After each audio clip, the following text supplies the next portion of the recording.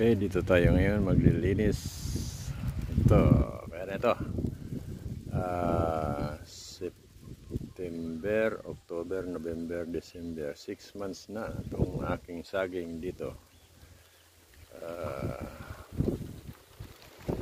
Lapit niya ito itong bumunga.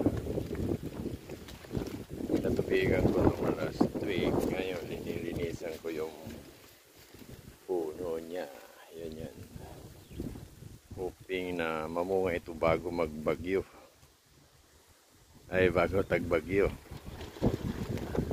So, ito yung mga nauna kong tinanim nung kasalukuyan merong ganito.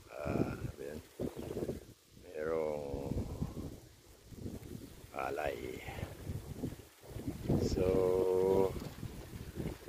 So far, may naman na tayo na tinanim. Medyo okay naman na. Mini-maintain ko na lang yung pag-abono at pagpatubig. Ngayon, linilinisan natin yung puno. Kasi, nung pinatubigan ko to last week, nabunuhan ko na rin. Okay, ito ang ating update sa ating lakatan.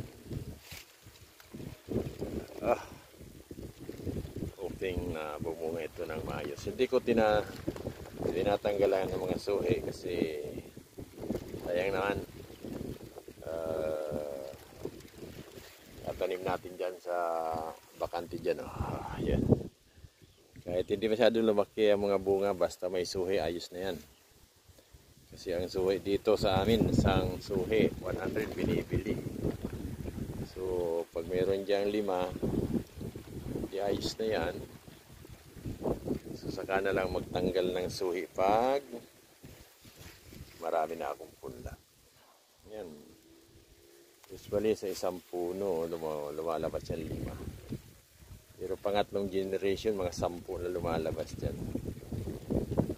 So, wala akong sinasayang na suhi kasi marami akong kailangan na punla. Okay, God bless mga ka-farmers.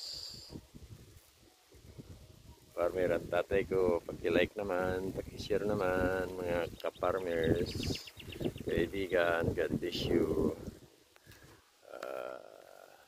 Ito ang buhay farmer. Masaya.